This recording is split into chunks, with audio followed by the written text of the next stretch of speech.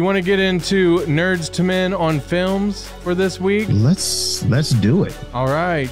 We watched a movie over the week that you had wanted to go see it at the theater, correct? Right. It's called Amsterdam. And before we talk about it real quick, I just want to mention it only made $31.2 million at the box office. Cameo, you looked like you were on drugs or something in Amsterdam. I was trying to look like the photo, but yeah. Now that I got everybody dizzy. Yeah.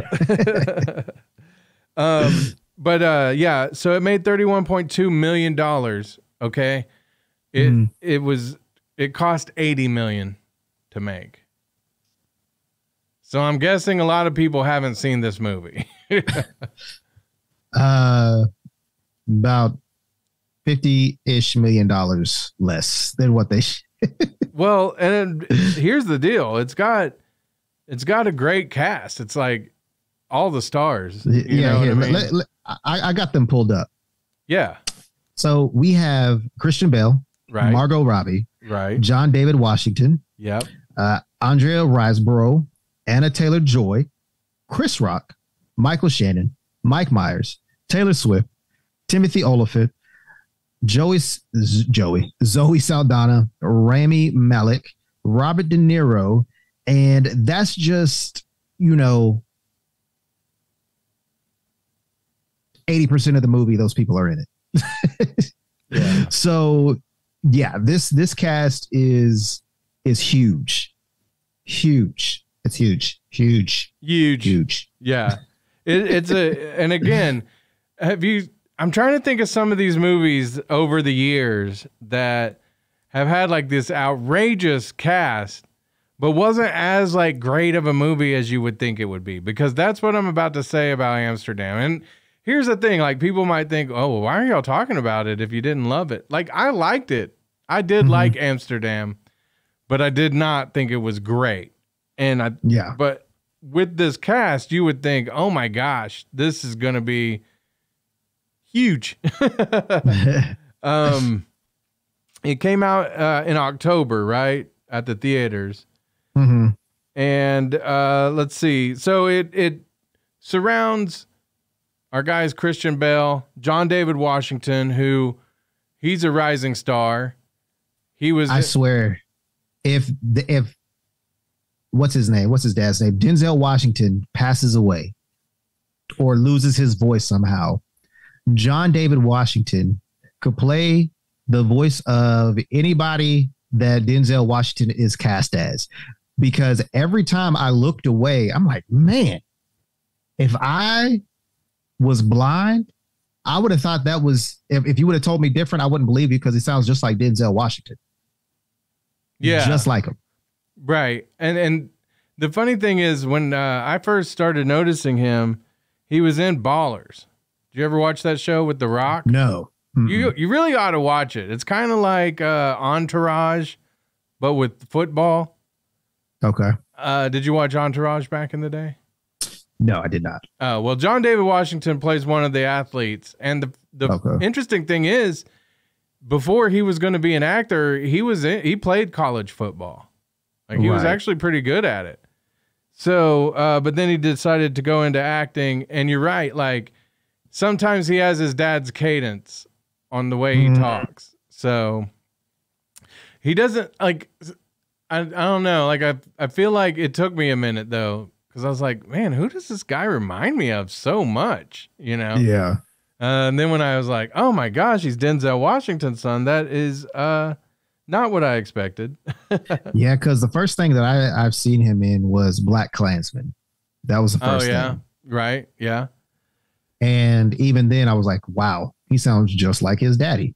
And then, going to Tenet, which was amazing. Yes. Yeah. With Rob, and then Robert Pattinson. There we go. Yes. And then that movie that he did with Zendaya, Malcolm and Marie, which was also amazing.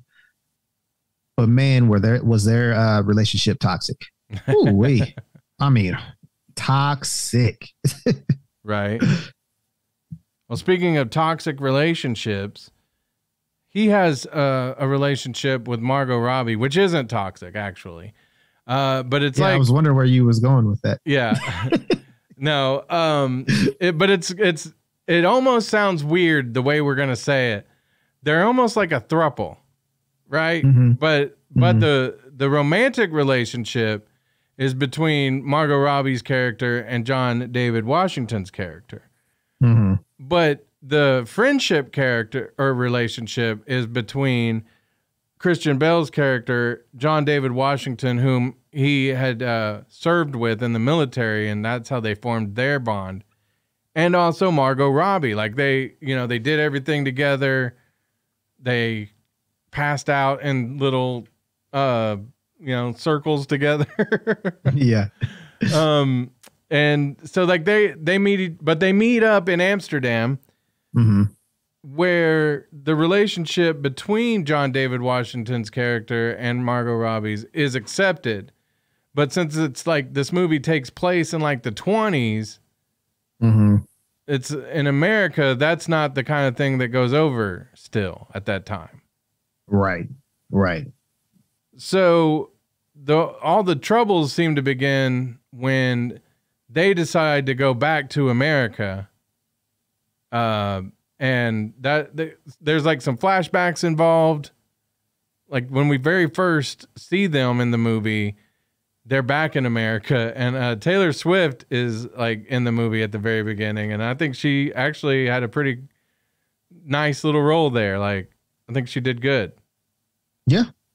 But she's in distress. She wants to hire them to do an autopsy on their dad, John David Washington character. I don't remember like the names of the characters so much, but the character he played was a lawyer. Christian Bale's character. Harold Woodman. Uh-huh. Christian Bale was Burt Berenson. He was the doctor. Yes. And then Margot Robbie was the nurse in Amsterdam, and her name was Valerie Bose. And she had like a weird thing where she was like collecting all their shrapnel and stuff, because that's how she met them, was they were brought in. She was making like jewelry and pots and pans, trinkets. Yeah, all kinds of stuff. And like this movie had like a very nice, like I love the way it was filmed. The cinematography was really nice. But I think where it was kind of weak was the story overall. Like David O. Russell was the director. He's done movies like American Hustle, Silver Linings Playbook. Yeah. He worked with Christian Bale before on The Fighter. I Heart Huckabees. Yeah. Honestly, all these movies I thought were really good. Three Kings. Did you watch that movie back in the day? I want to say I did, but I can't remember. Mark Wahlberg was one of them. I can't remember who the other two guys were though. But that was I got it pulled up. George Clooney. Yeah. And Ice Cube. Yeah, it was a big cast. And so, he's made really good movies and worked with a lot of great actors already. Like if you look at all the stuff he's done, David O. Russell's like had kind of a blessed career in that regard. But I don't know if they like maybe spent too much like on the ensemble cast and not as much on like the actual story. It's like, I don't know. It was a mystery. It was a whodunit, classic kind of tale. Yeah. I really, really did enjoy the movie, but I kind of like Margot Robbie's character. I didn't really know why, other than, of course, she's Margot Robbie. She's beautiful. But I didn't really feel like their chemistry or something. Like, I don't know. Like, I didn't like her that much. What did you think? Yeah, I didn't really care for her that much either. I just feel like they had to have, but again, they could have just used Zoe Saldana in that aspect. But I guess to progress the story, since it was kind of based on a true story. Yeah. I don't know how. I didn't do any research on how true these, Christian Bale, Margot Robbie, and John David Washington's character, how real they were and how true they stuck to those characters portrayals in real life. But the only thing I really saw was Robert De Niro's speeches were the ones that they, I wouldn't say restaged, but reenacted, like word for word. So again, if these people were real, or if they changed the names to these people, I guess it would make more sense to me why she was there. But other than that, I just feel like she was just some eye candy, and it would have been fine if she was played by somebody else. Yeah, they didn't seem to give her a whole lot anyway. Mm-hmm. She was kind of important to the story. And I'm really not saying anything bad about Margot Robbie. I'm just saying the character in of itself wasn't all that great of a character to me. Like, I didn't like her that much. Mm-hmm. Again, I'm not taking away from Margot Robbie. I thought she did a good job as the character that she played. But I really liked Rami Malek. Rami, I think. Yeah.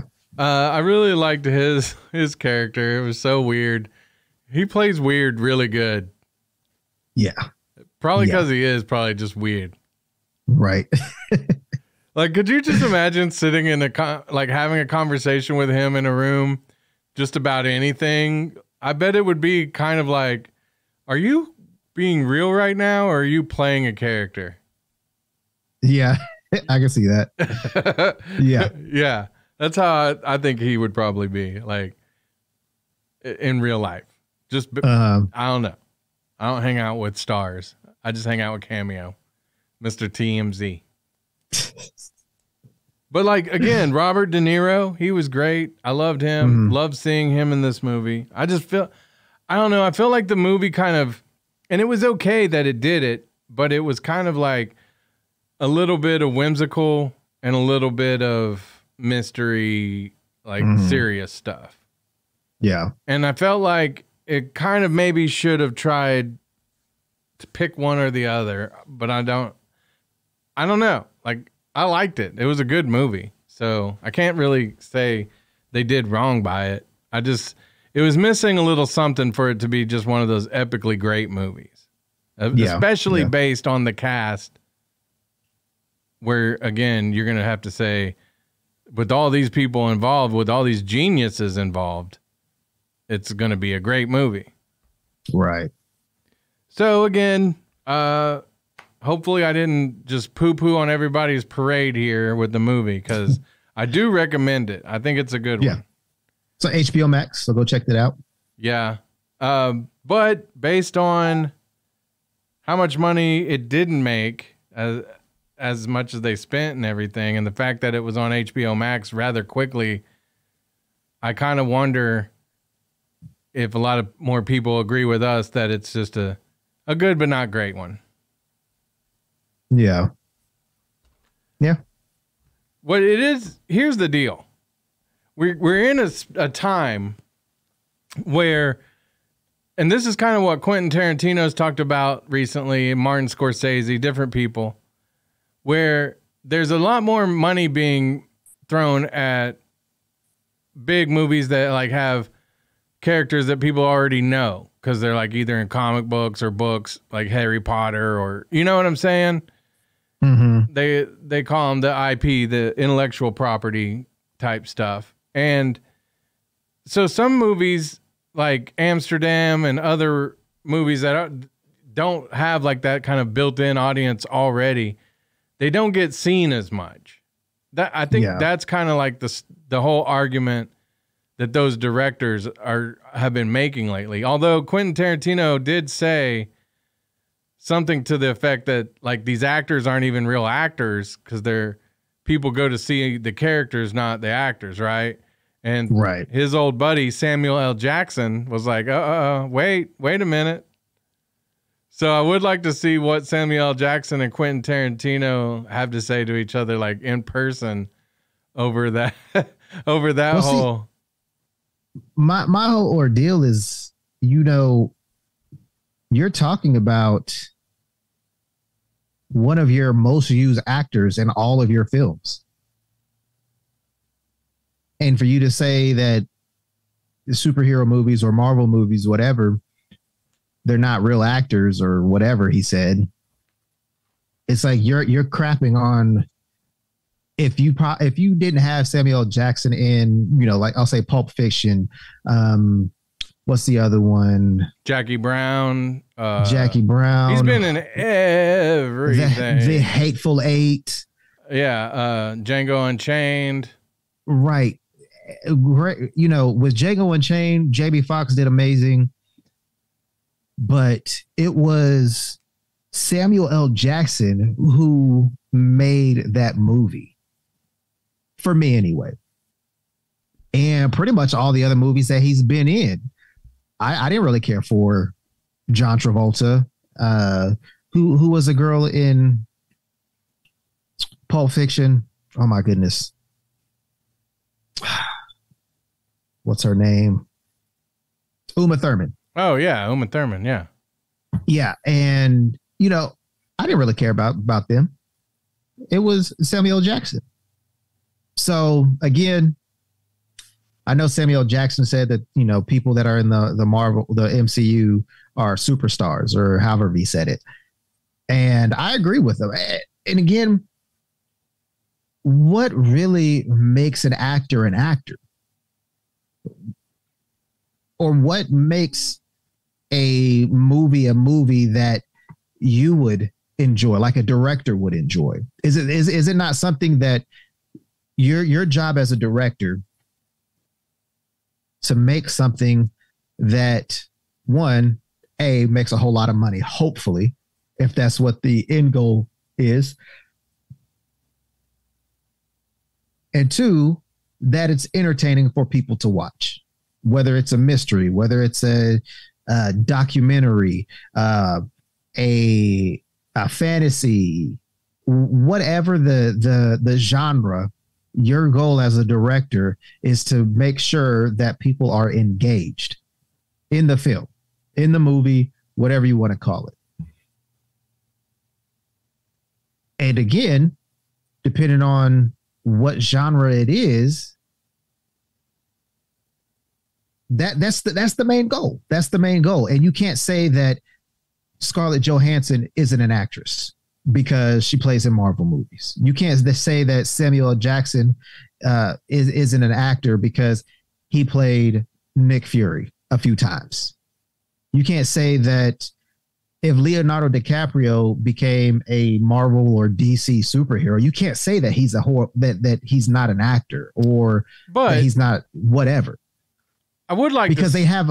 Go ahead. No, go ahead. Go ahead. I was going to say because they have these other roles before MCU even came about. Okay, but look at like a Chris Evans. Mm-hmm. Now he's done some movies. The Knives Out movie. Is he in the next one, the Glass Onion Knives Out, that comes out on Netflix this month? I don't remember. But anyhow, he's done some other movies, but I mean, he's pretty much going to be known as Captain America. So I feel like he's he's the shining example of what Quentin Tarantino is talking about. And then Robert Downey Jr. is like the complete opposite. Like, this guy is a celebrated actor, right? He's done all kinds of movies before he was Iron Man.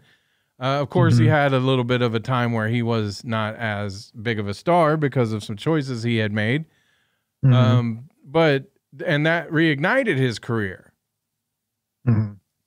But I don't know, like, I do think that there's something to the fact that, okay, these actors get to play like these characters that have been around for how many decades? Let's just say decades and decades.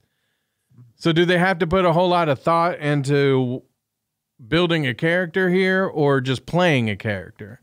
Whereas there might be all these, Samuel L. Jackson in his other movies, like let's say that Quentin Tarantino directed, like he's got to bring a character to life that nobody has any expectation of, but also that there's not any, there's a little bit of script and there's what Tarantino's telling him. But true. So I think that there's different forms of art here. Like, they're all good, but like there's, you might say that there's different forms of dancing, right? There's like a higher form of dancing. but it's all dancing. So it's good. But you might say that breakdancing might be one thing and ballet would be a different thing, right? Right. Yeah, and it is like that in the dance world. Ballet has, probably one of the longest I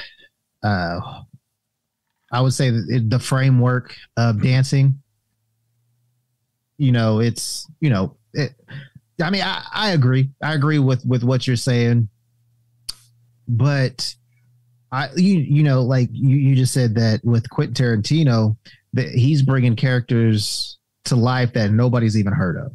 Yes. But it also goes back to what if they might know of Captain America. They might have read or heard some things about Captain America. There are others that have no idea who Captain America is or Spider-Man is because they never read the comics. They heard about them, but they don't know anything about them. They don't know what they do. Obviously, from Captain America and Spider-Man, obviously, one is for America and the other one has some spider-like powers. Right. So, there's people that go into these films that end up loving those characters because they're basically action movie stars now. And again, the role of the director is to bring the audience in and make the film entertaining. Right. So you can, a lot of people did not like Andrew Garfield as Spider-Man. So he didn't portray a well-known character well enough for some people. Other people enjoyed it. So again,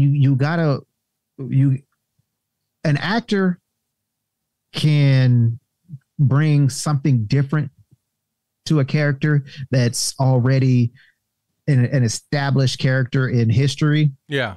But again, people will like anything if it's entertaining.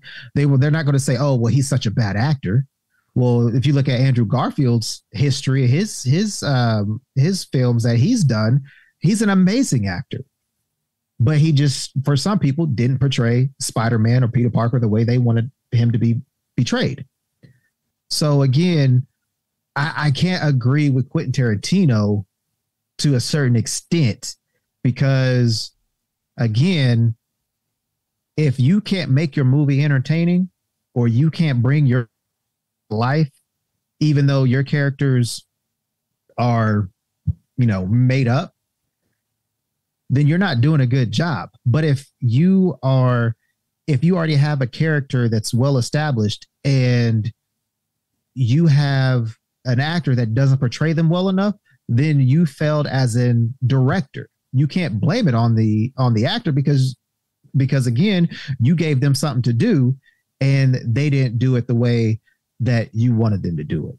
I don't know if that made any sense, but I'm sticking to it. And I can't agree with Quentin Tarantino that Marvel actors, the MCU actors, aren't really actors. Yeah. Well, I think it's how you look at it. It's nuanced.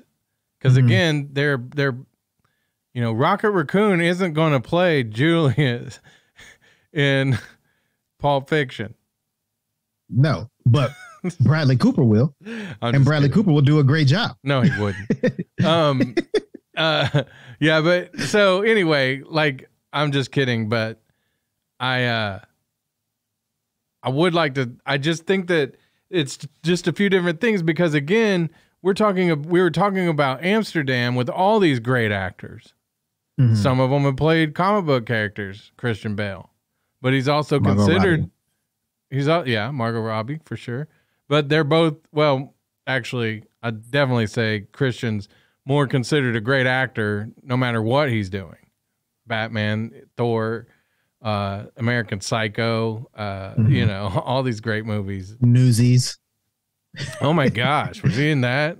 Yes, he was in the original movie. Newsies. Was it The Mechanic or is that the one where he loses like all that weight and he's Like almost. Yeah, that's Mechanic. Yeah, the Mechanic. Yeah, that was a great movie. He was awesome. Yeah, it was. But yeah, didn't he do? Wasn't real quick to jump off topic. Didn't he do that before Batman Begins, or was it after? I think it was before. Okay. Yeah. You know, that back actors in the put day, their bodies through, man. He was in before all that. Like, wasn't he in that movie with Eddie Murphy? I can't remember the name of it now. He was in a movie like way back in the 80s as well. Christian Bale's been around for a long time.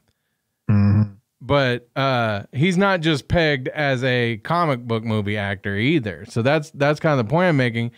And the bigger point I'm making is Amsterdam, which would be considered more of a cinema type movie rather than a comic book movie, right? Only got 33% on Rotten Tomatoes. So a lot of people felt like we felt, Cameo, that it wasn't as good.